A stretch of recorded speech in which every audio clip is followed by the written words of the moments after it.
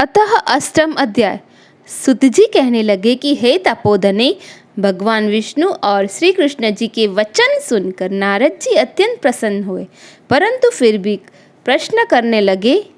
नारद जी कहने लगे, हे प्रभु, रुक्मणी नाथ जब वैकुंठ को चले गए फिर क्या हुआ, वह सब कृपा करके मुझसे कहिए। हरि का वृतांत सबके लिए हितकारक है। ऐसे प्रश्न से प्रसन्न होकर श्री नारायण जगत को आनंद देने वाले वचन बोले। श्री नारायण जगत कहने लगे, हे नारद, जब रुक्मणी नाथ वैकुंठ को चले गए तो अधिक मास को अपने धाम में अपने पास बसाया। वहाँ वैकुंठ में बसकर अधिक मास अत्यंत आनंद करने लगा और भगवान के साथ क्रीड़ा करने लगा। श्री कृष्ण ने मन से प्रसन्न होकर मल मास को 12 मासों में सबसे श्रेष्ठ कर दिया और सबका प्रिय बना दिया।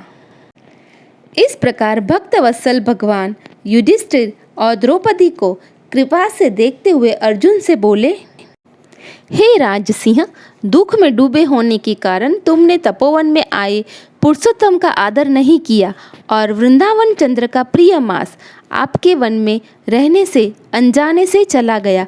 भय से दुखित मन वाले भीष्म द्रोण भी नहीं पाए और भय के द्वेष से तुमने नहीं जाना। वेद व्यास जी से प्राप्त विद्या आराधना में लगे रहे। भयंकर युद्धशाली अर्जुन इंद्रप्रस्थ गए, पर उसके दुख से दुखित भाग्यवश आप लोगों ने नहीं जाना। अतः अब क्या करना चाहिए? मनुष्य को प्रारंभ भोग अवश्य भोगना पड़ता है।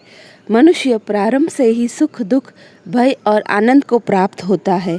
अतः सदा भरोसा रखो। हे महाराज, अब आपके दुख का दूसरा कारण कहता हूँ। इतिहास पूर्वक इस कथा को अच्छी तरह श्रवण करो।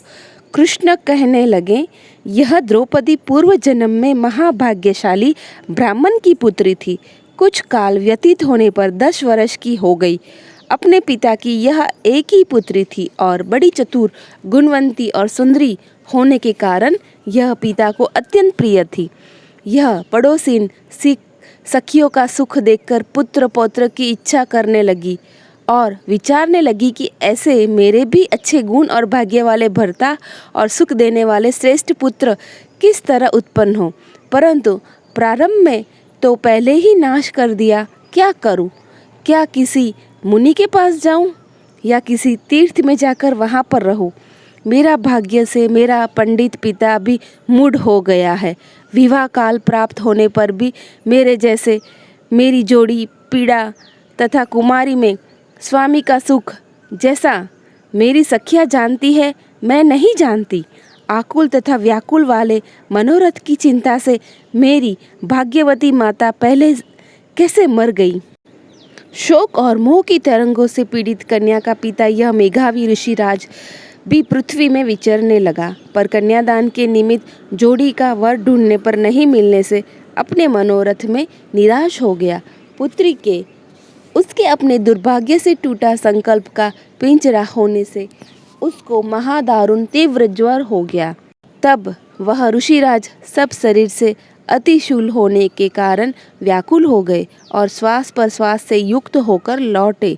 गिरता घर आकर पृथ्वी पर गिर पड़ा। जैसे मदिरा पान करने से मूर्छा को प्राप्त हो जाते हैं और अपनी पुत्री का स्मरण को प्राप्त हो जाता है, और अपनी पुत्री का स्मरण किया।